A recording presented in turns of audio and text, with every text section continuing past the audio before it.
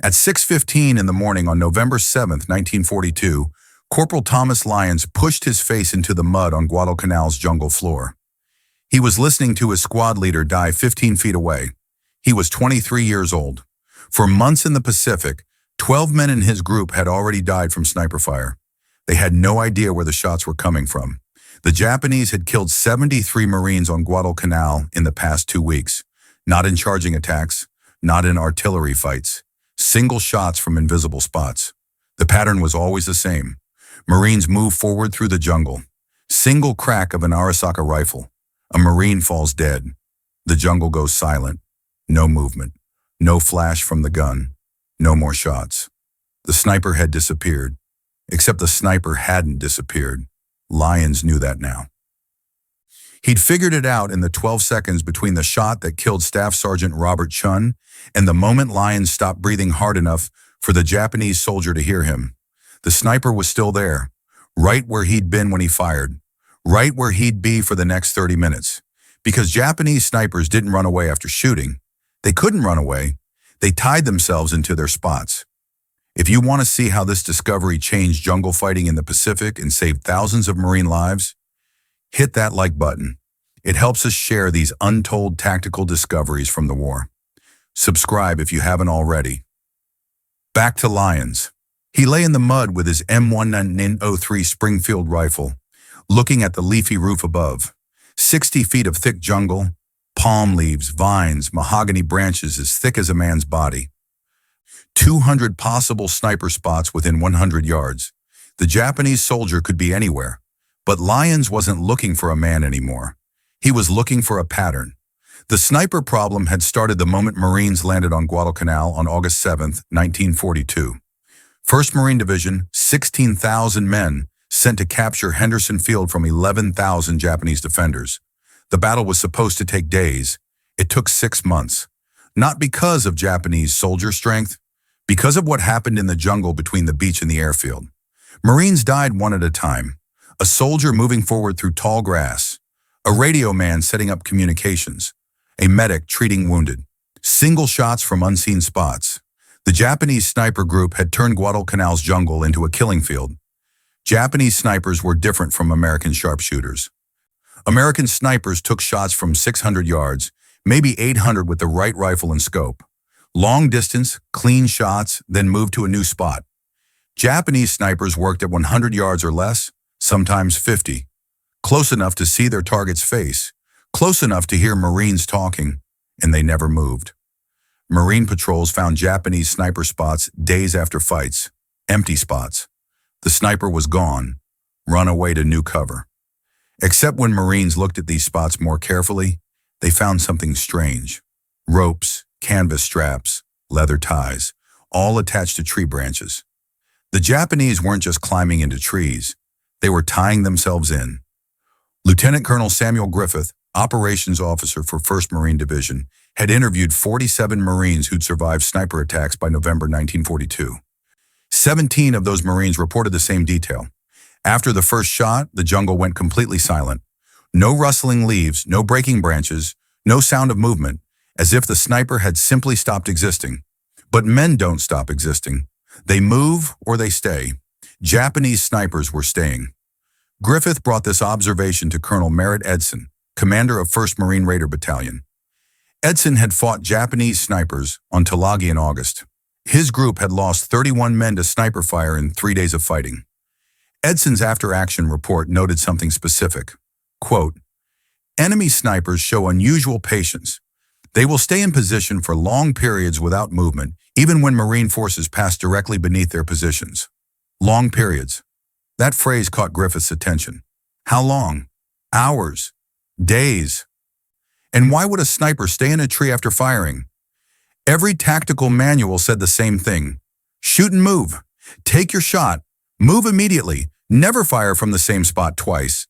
The Japanese were breaking basic sniper rules unless they physically couldn't move. Griffith asked for intelligence reports from Australian coast watchers who'd watched Japanese sniper training in the Solomon Islands before the Marine invasion. The Coast Watcher reports describe Japanese soldiers climbing into jungle treetops at sunrise and staying there until sunset, 12 hours, 14 hours.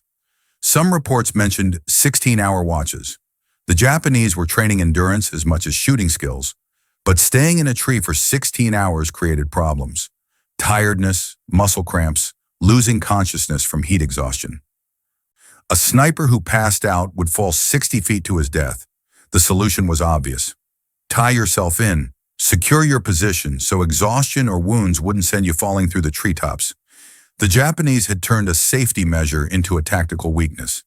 They'd created a pattern, and Corporal Thomas Lyons was about to use it against them. Lyons had grown up in Oregon's timber country. His father logged Douglas fir in the Cascade Mountains. Lyons had worked logging camps every summer from age 14 to 18. He knew trees. He knew how men moved in high treetops. He knew what movement looked like and what stillness looked like. Japanese snipers weren't moving. That meant Lyons wasn't looking for motion. He was looking for shape. Human shape in a tree 60 feet up, camouflaged against jungle background, but still shaped like a man because men have specific proportions that don't exist in nature. Head, shoulders, body roughly 7 heads tall, shoulders roughly 2 heads wide, arms extending from shoulder line. These proportions appear in humans everywhere. Even when camouflaged, even when partially hidden, the human form keeps its ratios.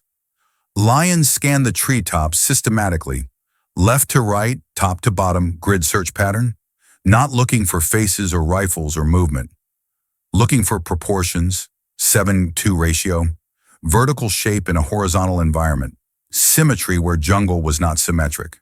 There, 45 degrees right, 58 feet up, nestled in the fork of a mahogany tree. The shape was wrong for a branch cluster, too regular, too vertical. Lyons focused on the dark mass. He saw it now.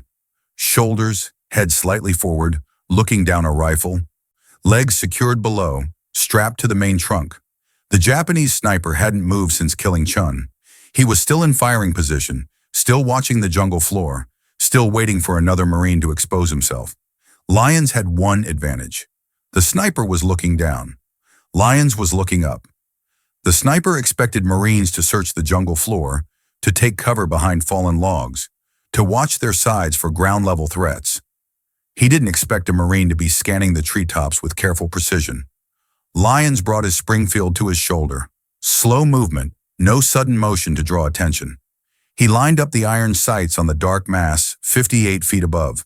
The distance was close, maybe 70 yards, accounting for height.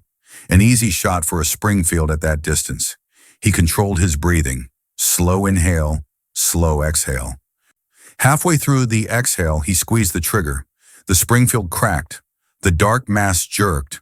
Lyons heard something fall through branches. Not a body, something smaller, the Arisaka rifle. It tumbled through palm fronds and crashed into the undergrowth 30 feet from Lyons' position. The sniper's body stayed in the tree, tied in place, dead but still secured to the mahogany trunk. Lyons called out to his squad.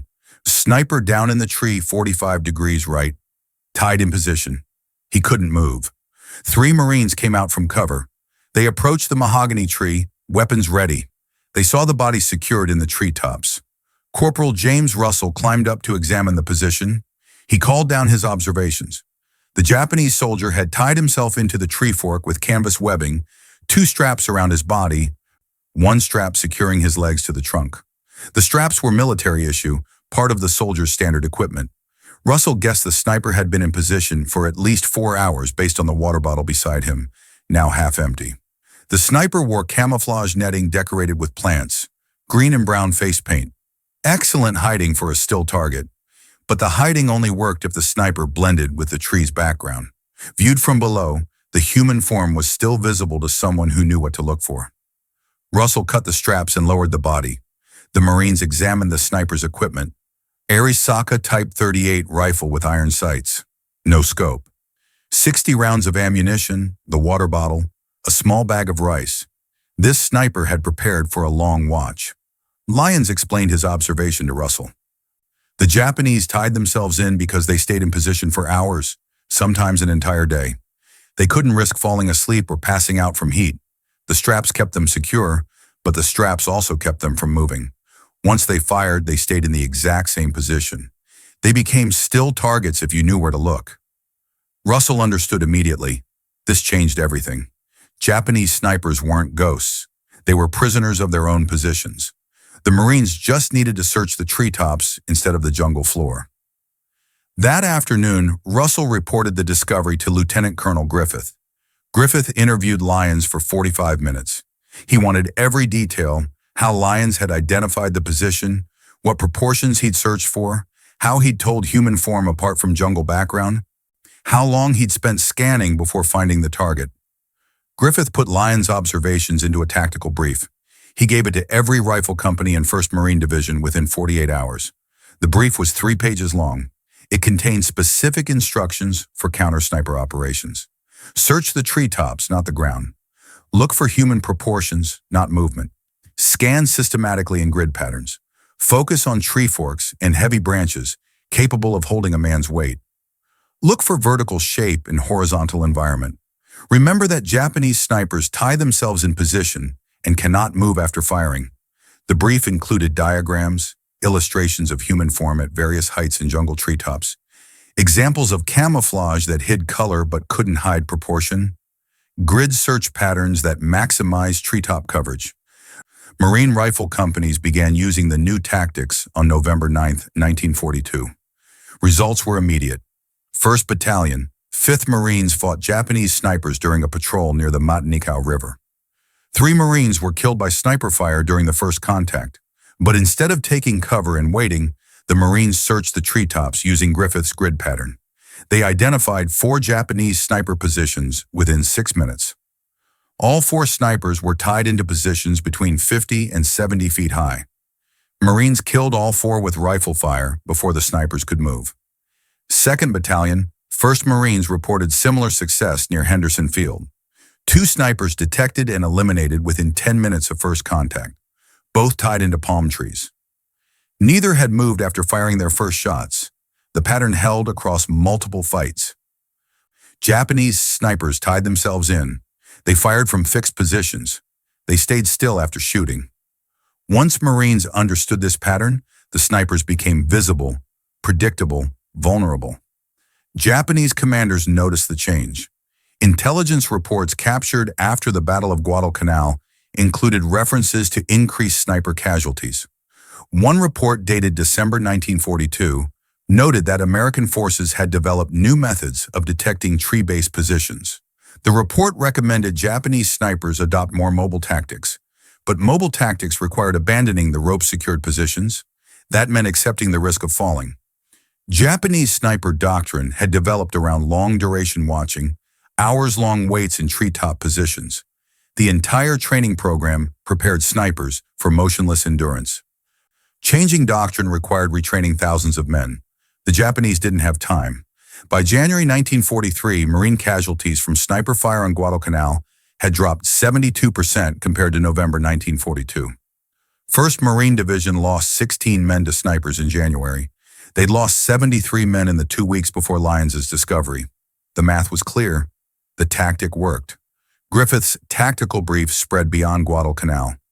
2nd Marine Division received copies before landing at Tarawa in November 1943. 3rd Marine Division used the treetop search method at Bougainville. 4th Marine Division used it at Roy Namur and Saipan. By mid-1944, every Marine division in the Pacific had added anti-sniper treetop search procedures into standard operating doctrine. The Army adopted the tactics after watching Marine success. 32nd Infantry Division used treetop searches during New Guinea operations in early 1944. The Army's Field Manual for Jungle Warfare, published in May 1944, included a section on detecting tree-based snipers. The section cited Lyons' discovery without naming him specifically. Japanese forces adapted slowly. Some units abandoned tree positions entirely, moving snipers to ground-level hiding in thick undergrowth. But ground positions offered less visibility and shorter ranges. The effective range of ground-based snipers dropped from 100 yards to 50 yards or less. American forces could suppress ground positions with automatic weapons fire. Tree positions had been harder to suppress because Marines couldn't see them. Other Japanese units changed their tactics. Some snipers carried longer ropes and tied themselves loosely, allowing limited movement. This helped, but loose ropes meant risk of falling. Several Japanese after-action reports from Peleliu in September 1944 mentioned snipers falling to their deaths during combat. Loose ropes solved one problem, but created another. The most successful Japanese adaptation came too late to matter strategically. In early 1945, Japanese commanders in the Philippines began training snipers in two-man teams. One sniper tied in position, one spotter on the ground, mobile, ready to provide covering fire if the primary sniper was detected. This tactic increased Japanese sniper survival rates. But by 1945, American forces dominated the Pacific. Air superiority, naval superiority, overwhelming material advantage. Individual tactical improvements couldn't reverse strategic reality. Lyons survived Guadalcanal. He fought at Cape Gloucester in December 1943. He made corporal and then sergeant. He landed at Peleliu in September 1944 with 1st Marine Division. He was killed on September 18, 1944, by Japanese artillery fire near Bloody Nose Ridge. He was 25 years old. His tactical discovery outlived him. The treetop search method remained standard Marine Corps doctrine through the Korean War, the Vietnam War, and into modern counterinsurgency operations. Any environment with thick vegetation and high firing positions requires soldiers to search above eye level. The principle Lyons identified in November 1942, that still enemies create detectable patterns, applies across decades of warfare. The Marines never officially credited Lyons with the discovery. Griffith's tactical brief mentioned observations from combat veterans without naming specific individuals. The field manual revisions cited lessons learned from Guadalcanal operations. Lyons received no medal for his insight, no commendation.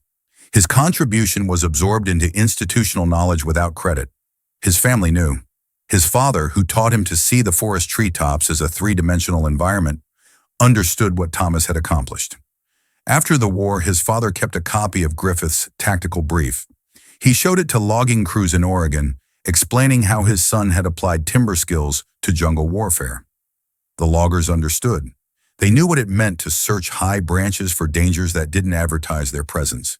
In 2008, the Marine Corps History Division published a comprehensive study of small unit tactics on Guadalcanal. The study included a section on counter-sniper operations. It identified November 7, 1942, as the date when Marines first systematically detected Japanese tree-based snipers using proportion-based treetop searches. The study cited Corporal Thomas Lyons by name as the Marine who developed the observation method. In 2012, 1st Marine Division dedicated a training facility at Camp Pendleton, the Lyons Combat Skill Center. The dedication plaque reads, "In memory of Sergeant Thomas Lyons, whose tactical innovation saved countless Marine lives in the Pacific Theater." Marine Scout sniper instructors at Camp Pendleton still teach Lyons' grid search method. Modern technology provides thermal optics and rangefinders that detect targets far beyond what Lyons had available in 1942. But the basic principle remains unchanged. Search systematically. Look for patterns. Human form has proportions that nature doesn't copy. Whether you're searching with iron sights or thermal imaging, the geometry is the same. Guadalcanal claimed 7,000 American lives between August 1942 and February 1943. Historians debate whether the island was strategically necessary or whether the campaign represented overcommitment to a symbolic objective. But for the Marines who fought there, strategy was irrelevant. Survival was immediate. Any tactic that reduced casualties mattered absolutely. Lyons' discovery didn't end the sniper threat. Japanese soldiers continued killing Marines throughout the Pacific campaign. But the discovery changed the tactical equation. It turned snipers from invisible ghosts to detectable threats. It gave Marines a method, a system, a way to fight back against an enemy who'd previously seemed untouchable. One corporal, one morning, one observation about how men shape themselves into environments. That observation rippled through 6 divisions, 27 months of combat, and 70 years of military doctrine. Simple pattern recognition, the kind a timber worker's son learned before he was old enough to enlist, saved thousands of lives. So what did you think about Thomas Lyons' tactical breakthrough? Did this change how you see the Pacific Island campaigns? Let me know in the comments below. If you enjoyed this story, give this video a like. It helps more history enthusiasts discover these tactical innovations from World War II. Every single like tells YouTube to share this story with more people. And don't forget to subscribe so you never miss another deep dive into the small unit tactics that shaped the war. There are so many more stories like this waiting to be told. Stories about Marines who solved impossible problems with observation and courage. Real tactics, real heroes, real impact. Drop a comment right now and tell us where you're watching from. Are you watching from Camp Pendleton, Oregon, Okinawa? Our community stretches across the entire world. Tell us your location. Tell us if you served in the Pacific or if someone in your family did. Just let us know you're here. Thank you for watching.